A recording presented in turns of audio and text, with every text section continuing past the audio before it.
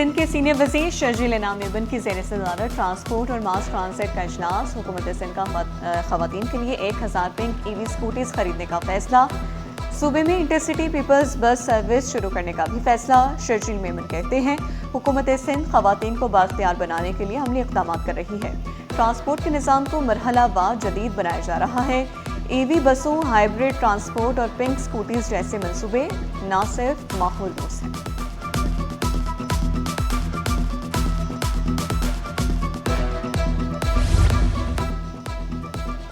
Tractor ساز company کا electric motor cycle کی تیاری پر غور شروع کر دیا۔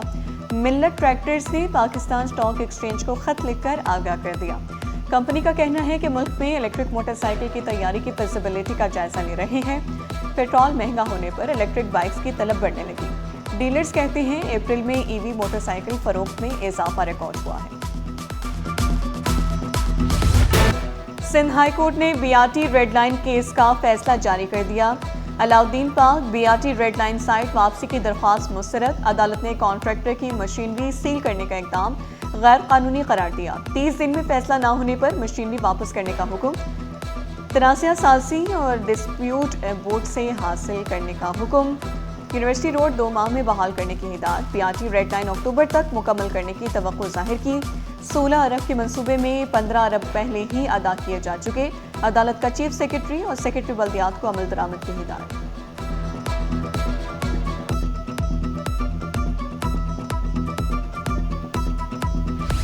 نارتھ کراچی سیکٹر 11E میں پانی کا بحران سنگین صورتحال اختیار کر گیا۔ 1 ماہ سے پانی کی فراہمی معطل۔ نورانی علاقے کے مکین شدید مشکلات کا شکار ہو گئے۔ علاقہ مکینوں کے مطابق سخت گرمی میں 4000 سے زائد گھرانوں پر مشتمل 2 لاکھ نفوس کی آبادی بوند بوند پانی کو ترس گئے۔ ٹینکروں کے ذریعے بھی پانی دستیاب نہیں۔ شہریوں کا کہنا ہے کہ مجبوری کے تحت بورنگ کا ملزے سے پانی استعمال کر رہے ہیں۔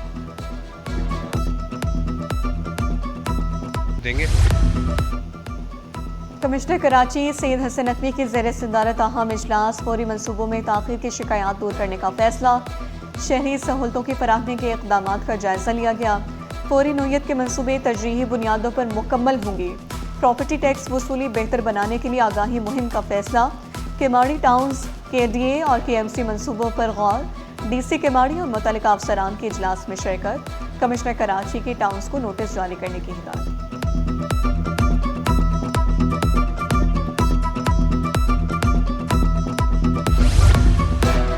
سندھ سرکار نے محکمہ اسکول تعلیم میں فوتی کوٹے پر بھرتیاں کرنے کا فیصلہ کر لیا ہے۔ محکمہ اسکول تعلیم کے اسپیشل سیکرٹری کی سربراہی میں 7 رکنی کمیٹی قائم کر دی گئی۔ 7 رکنی عمل درآمد کمیٹی قائم کر دی گئی ہے۔ سمندری ہوائیں خاموش، کراچی پر آگ برسانے والی گرمی مسلط۔ شہر تنور بن گیا۔ ہیٹ ویو نے خطرے کی گھنٹی بجا دی۔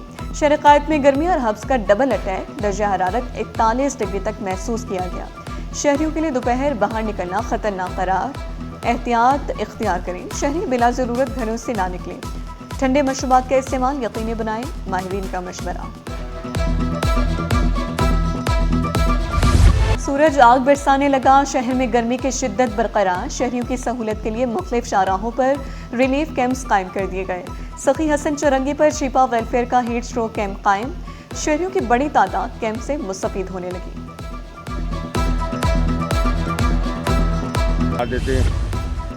اب کام چوری نہیں ہوگی، حاضری لگانا ہوگی۔ سندھ حکومت نے اساتذہ کی ڈیجیٹل حاضری کو چہرے کی شناخت سے مشروط کر دیا۔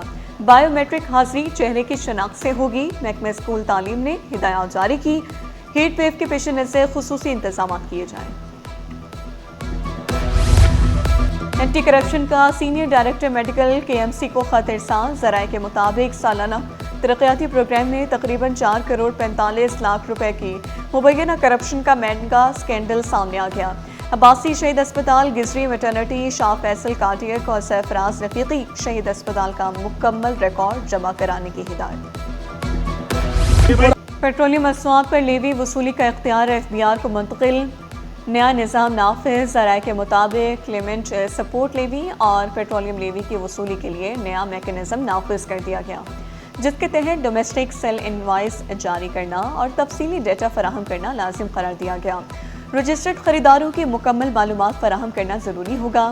NTN شناختی کارڈ نمبر اور خریداری کی تفصیلات شامل ہوں گی۔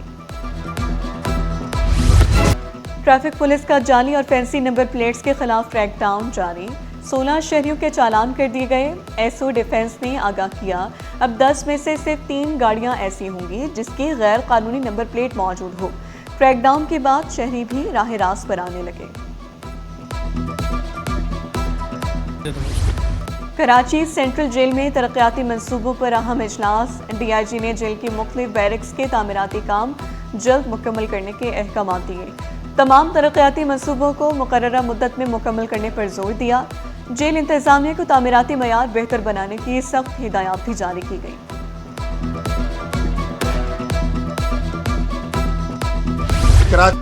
مستقبل کی کامیابی اور ملک کی ترقی کے لیے تعلیم ضروری ہے۔ صوبہ سندھ میں 78 لاکھ بچے اسکول نہیں جاتے۔ امیر جماعت اسلامی منم ظفر بولے 41 لاکھ اسکولوں میں سے اکثریت بیت الخلاء، بجلی اور 4 دیواری سے محروم ہے۔ کہا تعلیم کارڈ کے ذریعے تیسری تا 8ویں جماعت کے طالب علموں کی مالی معاونت ہوگی۔ فی کارڈ 10,000 روپے، سالانہ اسٹیشنری، کورس اور یونیفارم خریدنے کی سہولت ہوگی۔ عوام کی مشکلات ہوں گی حل، ترقیاتی منصوبے ہوں گے وقت پر مکمل، سہولتیں فراہم کی جائیں، ریلیف تو یقینی بنایا جائے۔ وزیر بلدیات ناصر حسین شاہ کی زیر صدارت ترقیاتی اسکیموں کا جائزہ اجلاس، کہا آئندہ بجٹ میں جاری ترقیاتی منصوبوں کو ترجیح دی جائے گی۔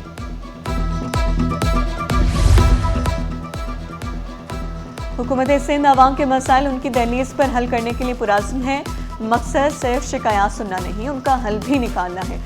ترجمان حکومت سندھ سمیتا افضال نے وزالہ پبلک کمپلینٹ سیل میں عوامی مسائل سنے، کہا عوامی شکایات کا ازالہ چیئرمین بلاول بھٹو کے ویژن کے مطابق کیا جا رہا ہے۔ مہنگا سونا مزید مہنگا، عالمی مارکیٹ میں سونا $78 مہنگا، فی تولہ سونا 4,96,762 روپے کا ہو گیا۔